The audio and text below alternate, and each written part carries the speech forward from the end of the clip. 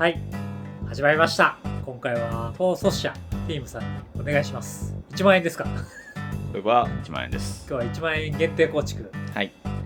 統率者発表させていただきますと、がめつい市長カンバールになります。こいつはすでにほら対戦動画では出てるんですね。確かにね。何回もはいはいはい。出てると思いますので。オールドフですか？まあはい、カンバールですからね。オールドフです。オールドフ好きですね。オールドフ詳しいですね。能力は僕が説明させていただいてよろしいですか？はい。こいつは3マナオールドフ24です。はい。1つ以上のトークンが対戦相手のコントロール下で戦場に出るため。対戦相手ですね。で、あなたはそれらにつきそれぞれのそれのコピーであるトークン1つをタップ状態で生成する。この能力は毎ターンに1回しか誘発しないと。はい。まず上の能力は、トークンが相手の場に出たら、コピーがこっちに1回出ますよと。はい。1回しか出ないけれども、はい、例えば1回に10個出した、はい、とかだったら当然10個コピーされます。なるほど、そういうことですよね。はい。で、1つ以上のトークンがあなたのコントロール下で戦場に出るたび、各対戦相手はそれぞれ1点ライフを失い、あなたは1点ライフを得る。こっちは1単1回じゃないと。一旦に1回じゃないけれども、これは逆に10個出したとしても1点です。なるほど。そうなんですね。はい。でこいつを1万円で楽しくカジュアルでやっちゃおうと。そうですね。ということになりますよね。はい。はい。これマジで相当カジュアルなんで、はい、ちょっとそういう制限がかかってないと厳しいかもしれません。なるほど。はい。ただかなり独特な動きをするデッキなので、結構気に入ってます。そうなんですね。結構気に入ってるんですね。結構気に入ってます。はい。じゃあまず紹介何からですか？はい。デッキのテーマとしては、読んだら分かる通りトークンと。なるほど、トークンですね。いうことにはもちろんなります。白黒でトークンって言われて何にも僕は浮かばないんですけど。トークンの上に、これ対戦相手がコントロール下でトークン出したらなんで、別に対戦相手がそれしなくてもいいんですよ。なるほど。私から対戦相手にトークンを渡せば、それはコピーされると。確かに。いうことになりますので、トークンをどんどん渡していくと。っていう謎のデッキが出来上がります。なるほど。はい。で、まず早速紹介するカードなんですけれども、更新するデュオドロンという。なんだそれ。バルダーズゲートのカードです。バルダーズゲートだ。これはくまなく対戦動画も見ていただいている熱心なファンの方は、2回ぐらい出てきてると。ご存知だと思うんですが、2マナのアーティファクトクリーチャーです。で、こいつが攻撃するたび、各プレイヤーはそれぞれ宝物トークン1個を生成します。以上というカードでございます。攻撃するたび各プレイヤーなんですね。そうですね。なので、普通は全員が宝物を得て終わりなんですけれども、カンバールが場に出ている場合、まだ1回も能力でトークンをコピーしていなければ、3つ出ますので、自分だけ 4つ出て、対戦相手は1個ずつと。なるほど。ただ3つはタップ状態ですよと。なるほど、なるほど、なるほど。いうムーブをするカードになります。やばいですね。でもこれはいいところは、みんなトークンを得てるから。そこまで嫌がられない。なるほどね。確かにね。みんな1個宝物増えてますからね。そうなんですよ。そうなんですよ。そこがポイントです。これ一応3個増やしてるっていう能力ですもんね。簡単に説明すると。相手が1個ずつ増えて3個こっちは増えてるってことですね。ちょんちょんするってことですね。そうですね。それでも一応ダメじゃ1点なんで。はい。みたいなカードを使っていきます。他にも対戦相手がね、トークンを生成するようなカードを入れていくわけなんですけれども、面白いカードとしては戦闘書家っていうカードです。こいつはですね、プレイヤー1人があなたの対戦相手を1人を攻撃するたびに、その攻撃プレイヤーは2-1の墨汁クリーチャートークンを攻撃状態で生成すると。で、その墨汁は私には攻撃できませんよと。なるほど。いうカードです。なので勝手にコンバットに行くたびに墨汁トークン出てきますので、対戦相手のターンでトークン生成する効果ってあんまりないから、だいたいそれが1回目になるんですよ。なるほどね。対戦相手のターンでも有効にトークンを生成していけると。誘圧の処理がめっちゃめんどくさそう。それはね、もオールド的にはあるあるなんだよな。なるほどね。はい。で、これも面白いカードで、はい、お牛引きというカードですね。これ4マナのクリーチャーで、4/4警戒。はい。で、なんかお牛にはブロックされないというよくわからないことが書いてあるんですが、お牛なんかいるのかと。まあ一応それはこのカードの中に理由がありまして、はい、こいつが出るか攻撃するたびに、対戦相手1人対象として、そのプレイヤーに2/4のお牛クリーチャートークンをプレゼントすると。いいですよね。で、私はカード1枚引きますよ。なるほど。はい。また生成してカードを1枚引く。そうなんですよ。はい、要はクリーチャートークン人にあげるけど私はドローしますから2分ですよねというカードなんですよ。本来的には。本来的にはね。本来的には。ただ、カンバールが出ていて、まだトークン生成してない場合は、私もトークンもらえますけどねっていうことができると。お牛にはブロックされないんですよね、こいつはね。はい。殴りに行けば、ドローできて、そうですね、結構いいですよね、カジュアルだと。結構いいです。4/4のスタッツあるんで、お牛以外のクリーチャー相手も打ち取るのちょっと難しいというような。はい、かつドローできるというカードでございます、はい、トークンデッキでございますので今のお牛引きもそうなんですけれども、はい、トークン生成をすることによってドローは進めていくというようなデッキの構成になっていきます、はい、トークンでドローといえばまあ代表的なものなので改めて紹介する必要性ないのかもしれませんが、はい、このデッキは忘却の空洞はスーパーカードとなるほどいうことになります、今ので、はい、マナコストなくドローできるカードと強いですねいうことになります。はい、はい、まあ、同じ要領でですね、これはこのデッキの中だとちょっと高かったような気がするんですが、はい、動物学者ベニー・ブラックス、4マナ3/2で召集持ってますよと、はいはいはい、このデッキ結構トークン出るんでマナコストなんなら0で出る可能性も十分あります。なるほどなるほど。でこいつは各終了ステップの開始時に、はい、そうです各です、はい、あなたの終了ステップではありません、はい、であなたがトークンを生成していた場合はカード1枚引きます。なるほど、これもその誘発の処理がめんどくさいまあ忘れることもまあまああるでしょうという感じにはなります、はい、こいつとさっきの戦闘書かなんか出てると、はい、ほぼ確実に毎ターンドローできるということにはなります、はいはいはい、まあ、サクルトークンもたくさんあるということになりますのでこっちに出てますからね。よみがえりし悪夢ブレイズ、はい、定番ですが、はい、こいつも非常に強く使うことができるデッキとそうですねいうことになります、はい、ブレイズ強いですね。そうですね、はい、今までお話ししてきた中でトークン出るのは分かりましたと、はい、でどうするんですと。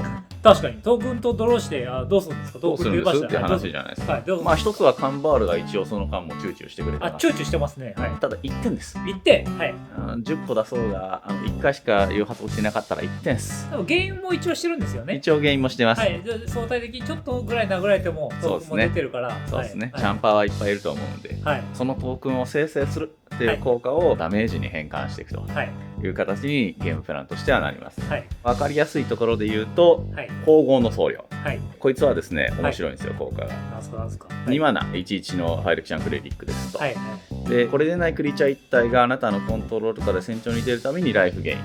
なるほど。それ目的にデッキの中に入れてる場合も結構あるんですけども、はい、このデッキの場合はそっちではなくて、はい、クリーチャー1体が対戦相手のコントロール下で戦場に出るたびに、そのプレイヤー1点のライフを失う、はい、を選んでもよいと、はい、まあ選んでもよいになってるのは忘れたらすいませんよっていうことなんですけどなるほどね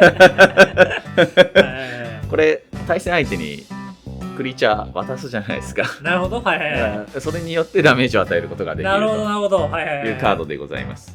はい、自分のところにもね当然トークンが結果的にはたくさん出てくるので、はいはい、そのトークンでダメージを与えていくと、はい、いうことももちろんできます、はい、分かりやすいカードで言うとマリオネットの見習いです、はい、こいつはモダホラー3収録の語訳がすごいカードでございますが、そうなんですね、語訳すごいですね、語訳がすごいカードです。そのまま日本語の能力を読むとですね処理が違う全然違うということになりますので気をつけていただきたいんですが、はい、こいつはあなたがコントロールしていてクリーチャーやアーティファクトでありこれでない一つが戦場から墓地に置かれるたびに各相手になっては1点のライフを失うという効果でございます。墓地から戦場に置かれるたびって書いてあるのでそんなことあるのかみたいなそんなことはめったにないっていうねなのでさっきの更新する領土のとかで生み出した宝物とかをサクるだけでも対戦相手は1点のライフを失います。すごいな。そういうことで結構こういうのは主要なダメージ源というデッキになります。同じようなカードでネイディアの夜刃っていうカードもあります。これはコントロールしているトークンがで同じ効果です。これは戦場を離れる旅なので仮にオールバウンスみたいなことをされたとしても誘発します。なるほど、そうなんですね。なるほど。各対戦相手はそれぞれ1点のライフを失いまして、あなたは1点のライフを得ます。本当に出てくるトークンの数バカにならないんで、めちゃめちゃダメージ出ます。そういうタイプで忘れてはいけないのは闇の森のコウモリっていうカードですね。指輪物語だ。はい。こいつはトークンを1つ生成するか生贄に捧げる旅。なるほど。です。なるほど。その度1点ライフ失います。宝物でいうと2度おいしいというような形になります。なるほど、なるほど。基本的にはそういったカードを使ってチクチクと削っていきます。チクチク削るのは分かったんですよ。でも一気に削れないとやっぱり試合って決まらないじゃないですか。チクチク削っていて自分のライフがちょっと高いとですね、だんだんヘイトが高まってくるんですね。そうですよね。高まってきますね。そういったところでフィニッシュに持っていけるようなカードっていうのもおっしゃるように何枚か必要なので、そういうものを紹介していくんですが、一つは戦いの同盟というカードでございます。初めて聞きましたね。これは白1マナのソーサリーです。で同調っていう謎のテキストが書いてあるんですが初めて聞いた。これはあなたから始めまして、各プレイヤー好きな点数のマナを支払ってもいいですと。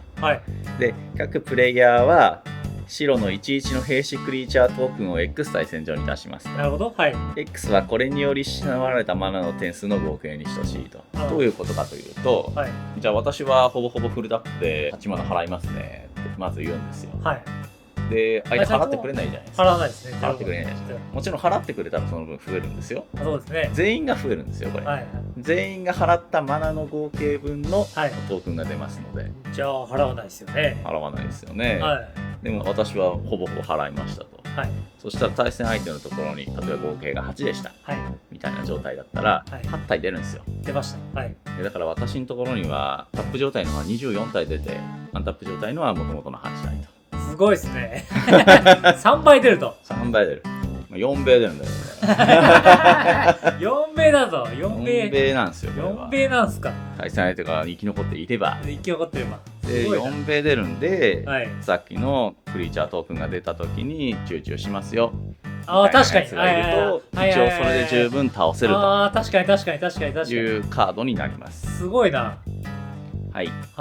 もう一個はですね、ウォーゲームズという、白に不特定2の、ドクター風のエユタン。これはですね、1章が各プレイヤーそれぞれ11の戦士クリーチャートークンを3体タップ状態で出しまして、各プレイヤーで、それらのトークンは死走されますと。これが残ってる限りというカードです。なので各プレイヤー3体出ますので、全員のところにまず3体出ましたと。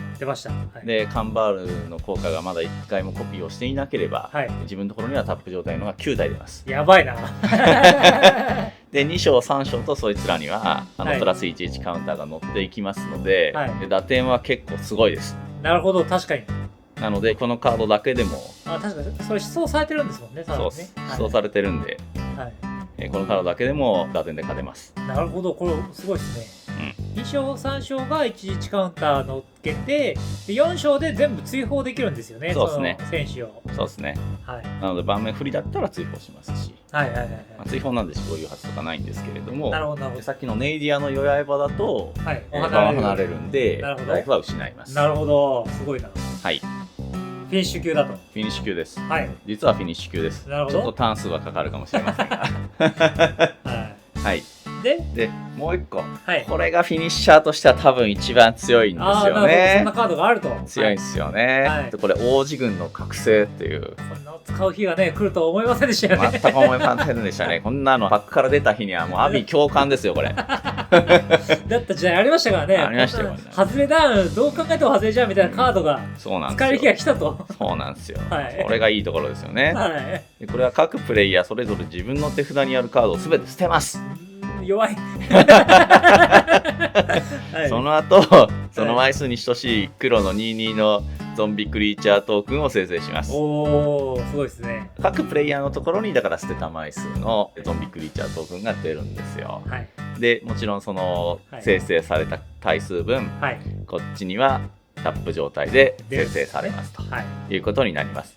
これは当然解決されていれば、はい、手札がないですから、はい、めちゃめちゃ並んだであろうゾンビクリーチャートークンをですね、はい、処理する手段がトップ勝負になるということになりますので、はい、結構蓋できますというところが強力なフィニッシャーである、はい、ゆえんでございます。なるほど。もちろん自分の手札もなくなりますので、確かにそう出た時誘発みたいなので、勝てるっていう可能性もあるってことですよね。可能性ももちろんあります。それで決まらなかったとしてもその盤面そうそう打破できないんで。はいはいはい。なるほど。はい。そんな感じで勝利手段が3種類あると。そうですね。大体3枚くらいフィニッシュカードがあればたどり着けるだろうし、はい、打てるだろうっていう感覚ですよね。結構ね、ドロー能力そのものは結構強そうでした。結構高いんですよ、このデッキは。なので大体たどり着くことはできます。はい。で最後に面白カードが1枚だけあると。ありますね。はい、この面白カードはぜひ紹介させていただきたいんですが、これは面白いよ。結婚指輪なるほどなんですけど、何がどう面白いカードなのかっていうところなんですが、お互いドローできるだけですよね。そうなんですよ。普通はこれね、一応能力説明しますか？説明させていただきます。4マナです。アーティファクトです。で戦場に出た時に唱えられてた場合は、対戦相手1人を対象として、そのプレイヤーはこれのコピーであるトークンを1個生成するんですね。おっと怪しいこと言い出したと。で要はお互いのターンの間にドローしたりライフゲインしたら、もう一方も同じようにドローしたりライフゲインしますよというカードなんですが、さっき強調させていただいたようにこれは生成するのはトークンなんですよ。なるほど、対戦相手のところに。なのでこれはなぜか自分のところにも結婚指輪がもう1個生成されます。もう1個自分のところにもタップ状態でね、カンバールの効果確かに確かに、はいはいはい、そうですね、はい。もちろん解決するのが1回目であればですけど、そうですね、はい。ってなるとどうなるかっていう話なんですけど、はい、恩恵は2倍、はい、相手に与える恩恵はそのままということになります。なるほど。なぜか知らないけど2倍恩恵だけもらえるんだよねみたいな謎のカードになります。面白いですよね。一回面白い出てきて面白かったです。そうしかもそれ処理されちゃって。そうなんですよ。これ処理する手段っていうのがあって、相手の指輪を割ると何も起きなくなる。そうなんですよ。恩恵受ける相手いなくなるんだから。あれ面白かったですよね。これはね、なかなかカンバールではちょっと折りか感すごいっていう。楽しそうですよね。はい。そんな感じですかね、カンバールは。そうですね。はい。強いか弱いかって言われたら決して強くはないんですが、かなり独特の動きをするデッキなので、面白いと思います。面白そうですよね。なんか、あの人なんか変なことしてんなみたいな。何してるかよくわかんないんだよね。なんか知らないけど急にとりあえず相手にトークン渡してくんだよなみたいなね。楽しそうですよね。一応高評価80いきましたら、リストを公開させていただきますんで、1万円ですからね。そうですね。1万円で組んでますから、だから安いデッキが公開されると思います。高評価いただけるとありがたいです。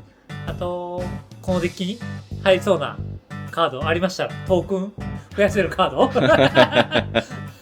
ありましたらコメントしていただけると嬉しいです。あとチャンネル登録お願いします。お願いします。今回の動画は以上になります。おしまい。